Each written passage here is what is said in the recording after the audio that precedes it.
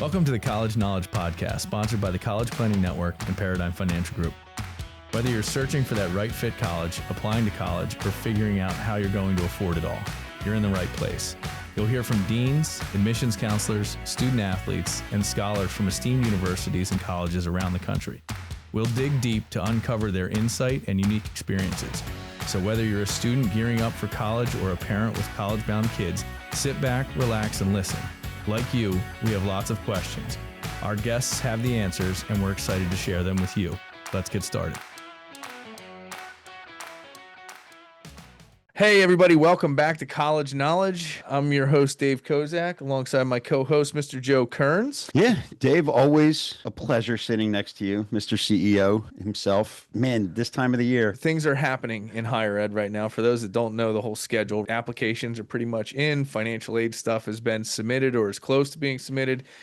And now is the hurry up and wait. Yep. Are we going to get in? Are we going to be able to afford it and all that? Yeah. Exciting. And, this is the time of the year where I lose track of the days. The other day, I had to ask a client what day it was because I didn't know. Right. Tuesday, Wednesday, what day is it? And they're like, yeah, it's Wednesday night, Joe. I said, okay, at least it's hump day. But man, this is the hot and heavy season. We've talked about the business end of college before and how it all works. Our guest today is an expert in a lot of areas of higher education, and we're going to pick his brain. I'm excited about the show. So, Joe, the College Pro, let's introduce Dr. Mike Nietzel. He's a faculty emeritus from the Missouri State University. He's a senior contributor to Forbes. He is an expert in higher ed. He's got a PhD in psychology, a well-rounded individual. No further ado. Mike, thanks for coming on the show. Can you give our listeners a little background so they know who's talking to them today? Sure. And thanks for inviting me. I appreciate the opportunity to talk with you guys. I went to undergraduate school at Wheaton College. That's the one in Illinois, not the one in Massachusetts. I was a psychology major and then went to the University of Illinois for my PhD in clinical psychology. On the day I defended my doctoral dissertation, I got in my car and drove to Lexington, Kentucky to start as a faculty member in the Department of Psychology there at UK. And I was at Kentucky for 32 years. Wow. The last few of which I served as the provost. Prior to that, I'd been the dean of the graduate school and the chair of the psych department and the head of the clinical program. But my last four were in administration as the chief academic officer for the University of Kentucky. 2005, I went to Missouri State University as its president. It had just undergone a name change. It had formerly been Southwest Missouri State University, but it was embracing a more statewide mission, and that was reflected in an official name change. I was there 5 years as president and retired, stayed retired about 2 weeks, joined the administration of then Missouri Governor Jay Nixon as his senior policy advisor for education and workforce development. Did that for 6 years, and his second term ended. I stayed on with the state for a couple more years as the deputy director of the Department of Mental Health, and then officially retired from those duties in 2018. In 2019, I started to write for Forbes, and in addition to writing some other books, I've been a senior contributor for Forbes since 2019, focused on higher ed. So that's the thumbnail. Great history, a lot of knowledge base. Number one, higher ed, being a professor and graduate studies, then running schools, running departments, and then taking a step back and looking at higher ed from 20,000 foot view, all schools, and writing for Forbes. So first question, I'm gonna come out with a big one here. Is there something that you have discovered in your time that the general public doesn't realize or understand or process about the higher education system, whether it's about the expense of it, how the expense works? What's something that you think people miss? I think that there's a tendency to overlook colleges and universities in terms of their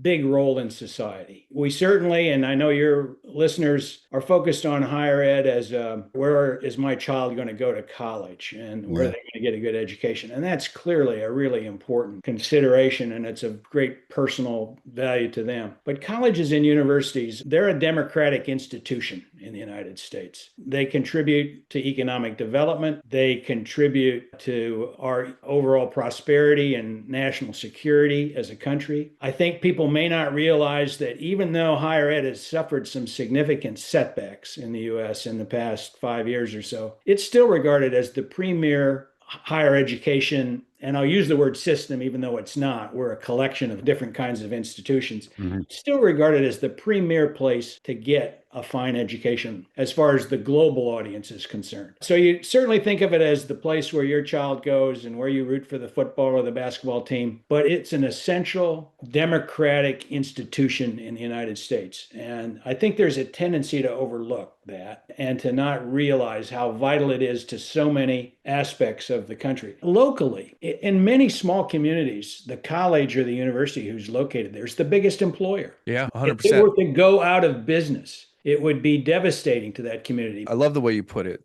The democratic institution, it is a economic epicenter for a lot of communities. It's an employer, it's an educator, it's a developmental environment. It's got real estate components, valuation and economic impact components too. If you've got a thriving college town, the real estate around it is going to be more valuable. It is a huge economic component of our system and society, right?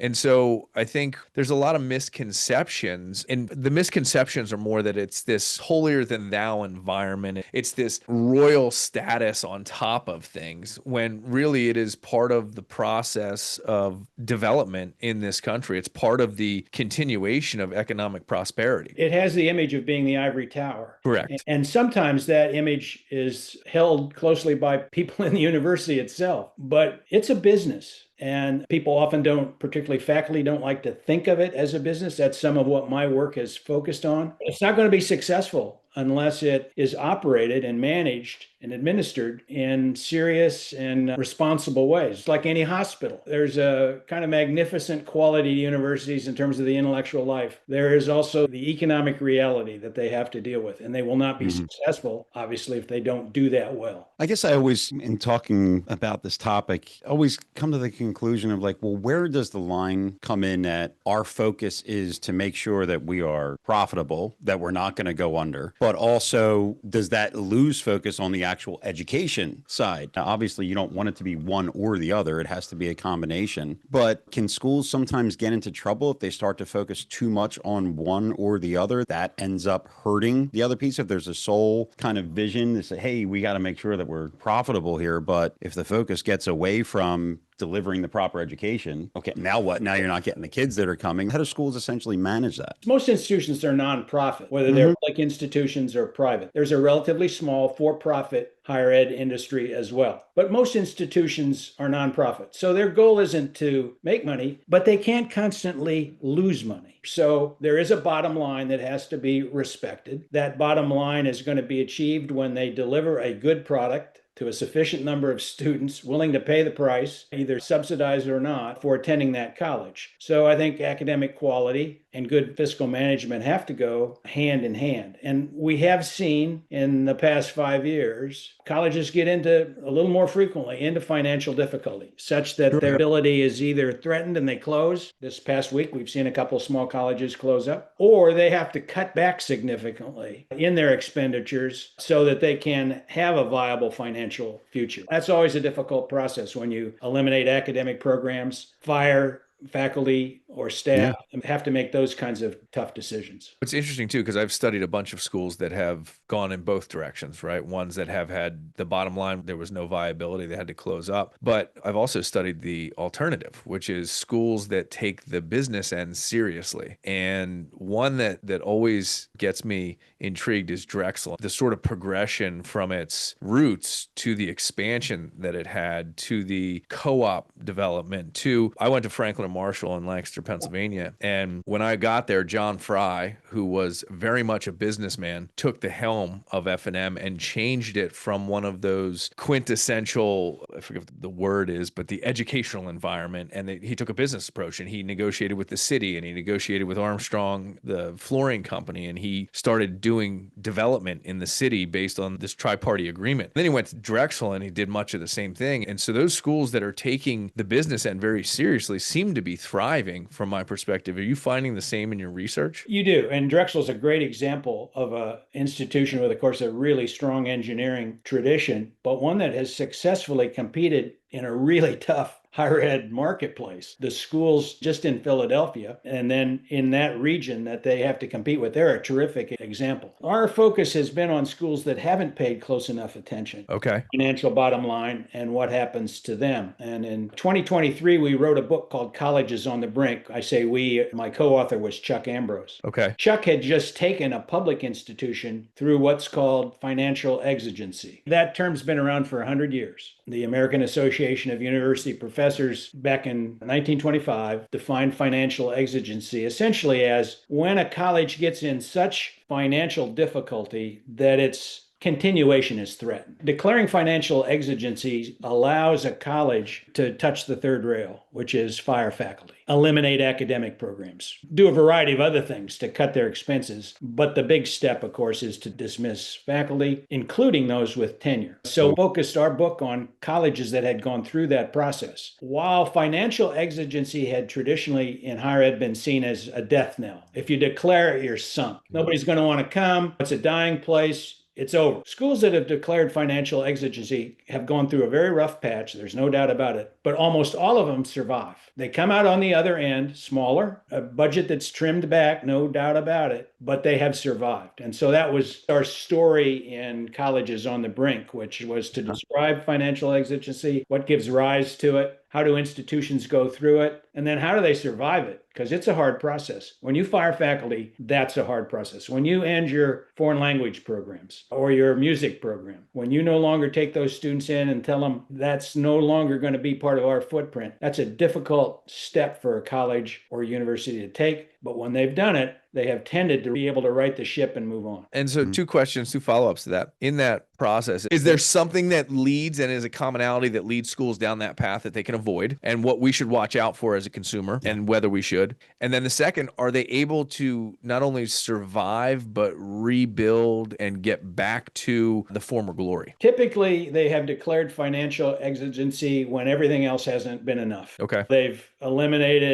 cut back on travel. They've cut back on paying for their deferred maintenance. They've stopped certain projects. They've ended sabbaticals. They've done a lot of things, but they recognize that if we don't change the trajectory here, the cash flow problem is going to become so severe, we won't be able to meet our payroll. So that's the answer, I think, to the first part of your question. The second is, in terms of the outcomes, it has varied, in part depending on how long ago that exigency was declared, how long of a recovery path they've been on. But our research suggests that they are able to build back. Okay. Enrollment may take a hit in the short run, but typically that recovers. What you sometimes find is that when they've eliminated programs that weren't doing well, they've used some of the savings to start new programs that they think will have a bigger enrollment attraction, often in healthcare professions, areas like that. Our message is that sometimes in the hope of not declaring exigency, institutions wait too long and they have wishful thinking. The legislature is going to give us more money or we're going to hit a big time donor for a major boost to the endowment. That doesn't happen very often. It's more likely that if you're on a bad downward spiral, it continues. And so while it's difficult, don't wait too long has been the message we've preached. Okay. So obviously, I think families should probably have some type of an idea if a school is struggling. Hey, they should be taking certain steps, but they're not. Are there things that families can potentially see, ask questions about? Are there any type of report? Obviously, you don't want to go to a school, lose a program. You don't want to go to a school like we had Cabrini near us that closed its doors and kids that were juniors, they had to go somewhere else. And you hear it a few times. Hey, the school you go to, something might have been promised that what ends up not being delivered, costs are different. Is there any kind of key indicators that families can potentially see from the financial stability of a college that if they're taking steps or not to say maybe this isn't the right choice for us because the downside might be you can't get your degree from here? They do need, I think, to monitor enrollment trends, college, because with your private colleges in particular, the past decade has been difficult for small, regional, non-elite private colleges. So I think you want to keep a particular eye on that enrollment trend. Institutions are required to put out a financial report. I don't expect many families are going to pour through those, but they are available to look at. In general, local press does a pretty good job of covering the financial wherewithal of the colleges in their area. So I'd encourage families to pay attention to that.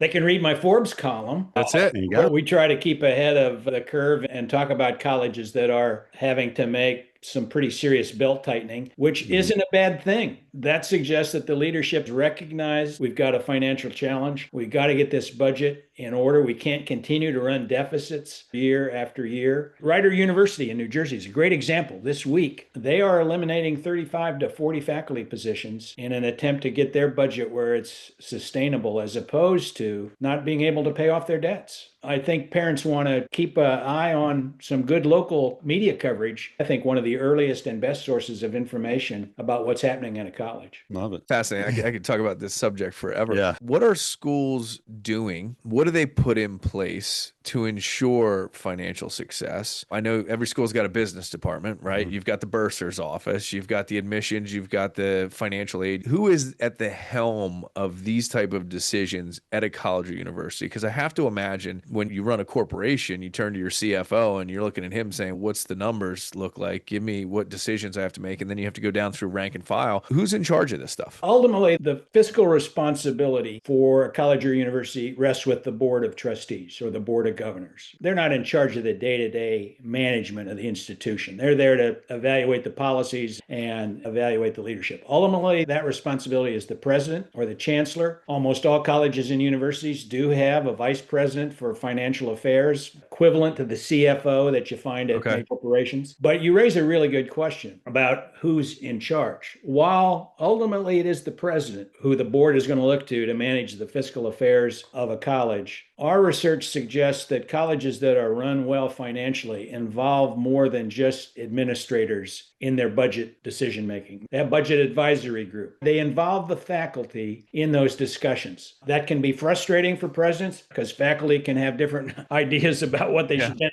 money on. But in the long run, a better informed campus about financial affairs is one that's likely to keep its head above water, stay out of the red ink, better than those that just aren't well informed about their budget, their revenue. What's it cost us to have a chemistry major at this institution? If you were to ask even chemistry faculty at that institution, what's it cost to produce a chemistry major? They wouldn't know in most cases. What does it cost for us to run our intercollegiate athletic program? If you were to ask, most faculty would know that we probably run a deficit, but they wouldn't know how much. How much that costs in terms of institutional funding, having to prop up that athletic department. So it's the president's responsibility, but I think part of that responsibility is to educate the campus about the business side of the operation, whether that's through a standing committee or an ad hoc committee, whether that's through more reliance on a faculty senate. There are different ways to do it. Yeah, and that was the point that I was trying to make about F&M is when I got there, it went from academia to a very business community focused expansion of facilities and went more to fiscal than academic policy, and it thrived through it. And it's had its challenges, but then the same at Drexel. And you've seen some of these really well-run institutions that have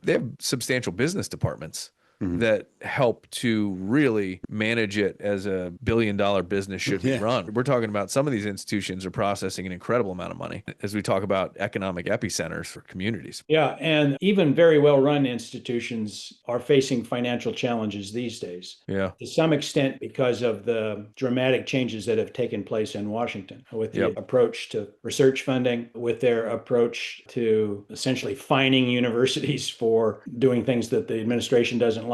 I don't think anybody would argue that, for example, the University of Southern California isn't a well-run institution historically. It's had its ups and downs. It's had some bumps. Who would have also anticipated that they would have had to lay off hundreds of staff because of budget challenges? And that reflects the changing and political environment that research universities in particular are having now to deal with. It used to be it was regional colleges and small colleges that faced the financial challenges. That's broadened now to elite institutions and major research universities. We've also seen declining enrollment rates for the population. Just less people are going, there are less people to go. And I always say it's a supply and demand situation for most schools, and they've got to figure out how to overcome that. If they have a lack of demand, but they have a substantial supply, what are you going to do? You got to decrease your price, or you got to offer discounts, or you got to offer money to get people to come. They have to play that yield game every year. And the tuition discount can be a losing proposition where you discount it so much that you're essentially losing money on each student that you bring in. You've got now a kind of an average discount at private institutions for first year students above 50%. So list price tuition doesn't mean much anymore. It's that net tuition, and institutions can discount so much that their net tuition actually falls backward. Enrollment, interesting thing,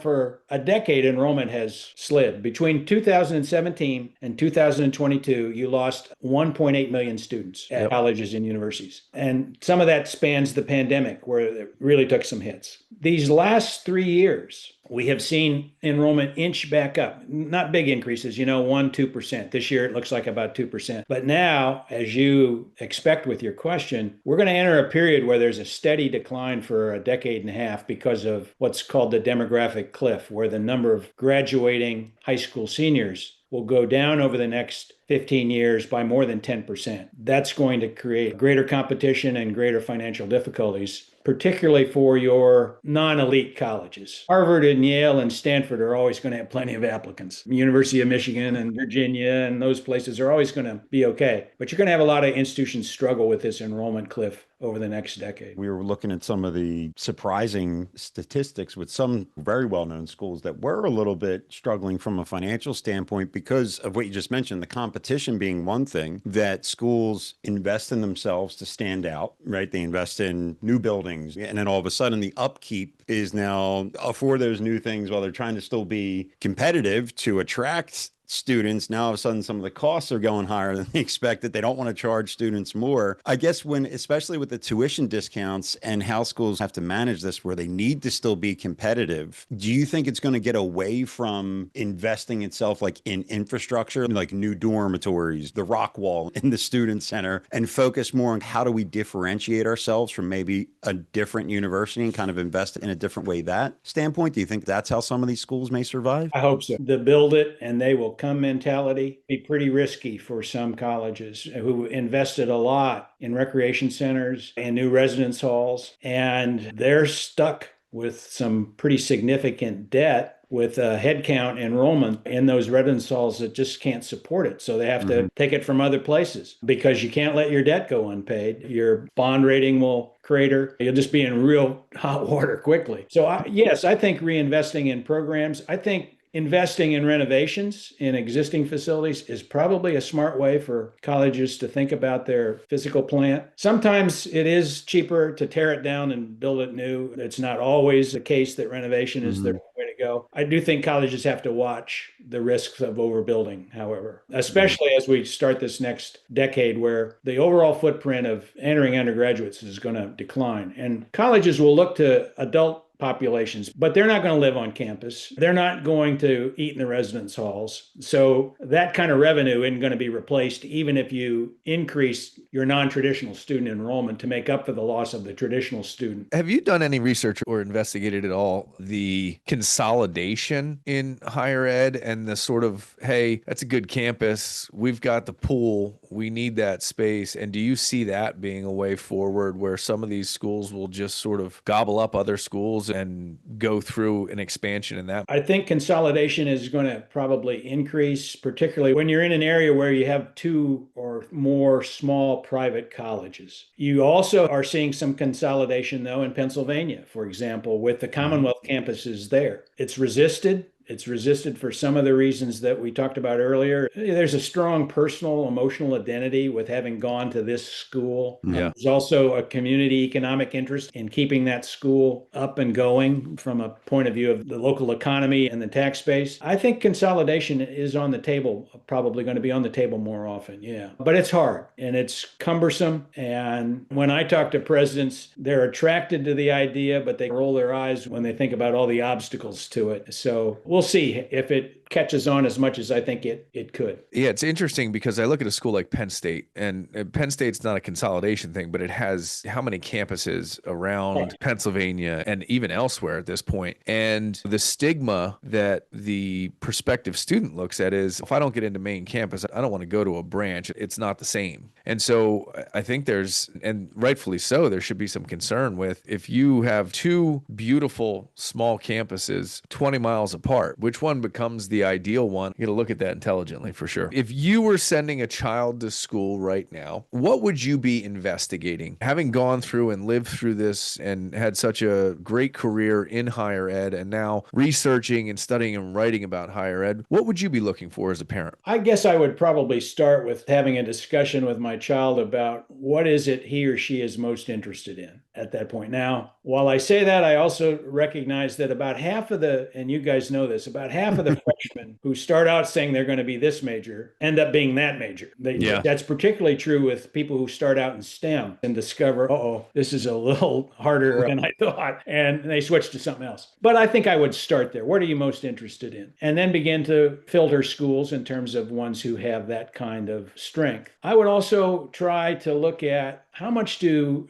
schools invest in student success programs? Mm-hmm. Yeah. Guide my child towards the best ones they could get into that spend a lot on making sure that their students have access to internships, provide a good ratio of student to faculty, have a significant counseling center, and have taken seriously the obligations of good faculty mentoring and advising. There's also a tendency for parents to be captivated by the big name or the Ivy Plus kinds of schools. There are an awful lot of really excellent colleges and universities that aren't in that elite category that provides superb education to kids. So I would try to dampen my own attraction to just the big name school and remind myself that you can get a great education at a lot of both public and private colleges that invest well in student success. That would probably be my priority place to start. We always say fit over fame, you Yeah. know, and we talked with Jeff Lingo and read his book and just the idea of value schools, buyers versus sellers. You mentioned tuition discounts. Again, doing your homework, you can see that some results at a school that offers a significant discount, and all of a sudden it's a fraction of the price versus the well-known fame school, but outcomes are very similar as far as a job percentage with students that start at one school versus a Harvard, and all of a sudden, there's a small majority that outperform, but look at the numbers, like half the education, same result. It's real. Those things exist. His new book has a great appendix of 75 colleges Yep. and universities, that might be overlooked. Yeah. Or fascinated with the big name. And I think it's very useful. Yeah. I've lived by it. I look at two things and I want your opinion on this. The first thing I want to know is and it's not just the counseling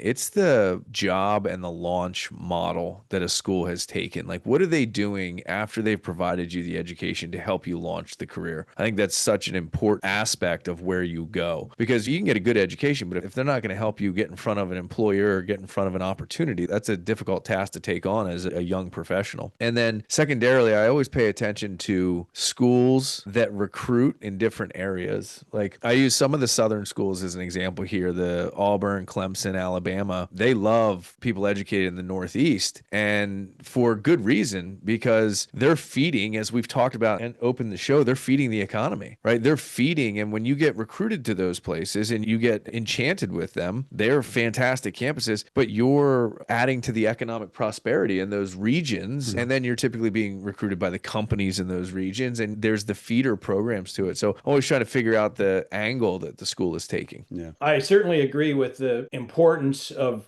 career placement and how strong of an alumni network, what kind of employer connections, internships, apprenticeships schools have built. I think that's vital, because that's the main reason most kids go to college, is they want good careers, paying jobs. The Southern schools are interesting in that they have made a push for more out-of-state students. And typically the difference between in-state tuition and non-resident tuition at public universities like that has been shrinking, because they have, developed new financial aid, so-called merit scholarships for kids that are out of state. That notion that tuition used to be 2 or 3 times greater for the non-resident than the in-state student at public institutions, that's beginning to really, evaporate's too strong a word, but it's shrinking. I think it makes for a better student body, overall better experience to rub elbows with good students from other parts of the country. I agree with your take on that as well. I think it's interesting too, because we talk about the cliff, the enrollment cliff, and schools that historically, I'll use Penn State as the example, it's 60,000 plus if you're out of state to come to Penn State. But if you don't have that 100,000 student body, you're going to have to do something about that, because you're going to have to open up your recruiting mechanism, right? You're going to have to go wider and broader to do so. I think it's going to create a better competition. And from a competitive nature, competition breeds that everybody rises if the competition is greater. And so it's going to be an intriguing decade to watch,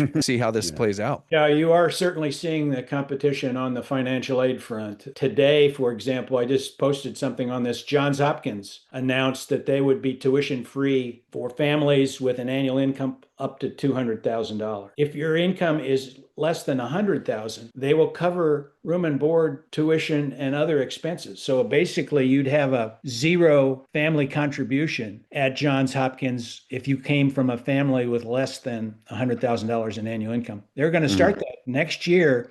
And unlike a lot of schools, this really surprised me. It's going to be for current as well as incoming students. Okay. Now, it's easy to do that when somebody gives you $1 million, Yeah, 50 $1.8 million. But there are a lot of schools, public as well, who are beginning this $100,000 cliff for free. I always had a little question about that, and maybe you can correct me if I'm wrong. But again, looking at a school, I've heard it at Princeton, Johns Hopkins, and I know that, again, we're aware these schools meet 100% of a family's financial need, right? And long before they said it's free tuition if you make under this amount. And obviously the financial aid system and the formulas that established, okay, if you make $100,000 and you're going to Princeton, if they say you can afford 15 grand a year, obviously the grants and scholarships they bring would cover tuition already, like prior to this statement. So how different is it? And I don't mean to put it down, but is it more of a marketing ploy to try and get people to understand how financial aid works? Or is it actually the schools are doing something truly different than what they have been doing in the past before these big announcements? Yeah, well, you know too much. So, okay, all right. Because some of it is repackaging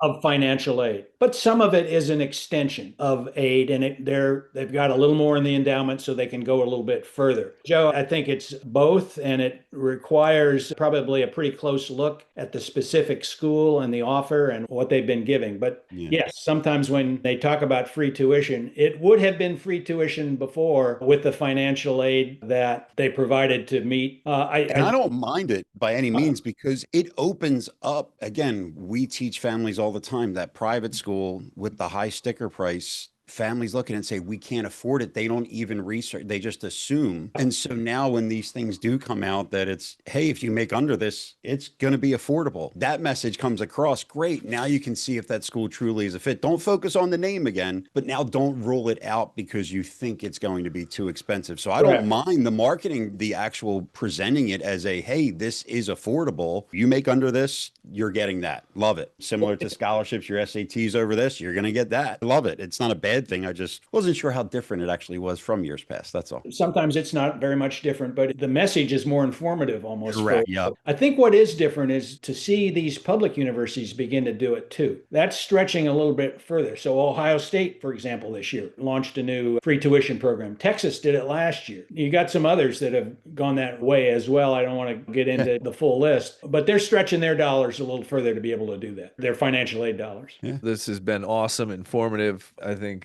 we've covered some great ground. I want to steal more of your time. I love the insight. I love the big perspective that you're giving and the fact that it's vested in research that you've done. So I appreciate your time so much on the show.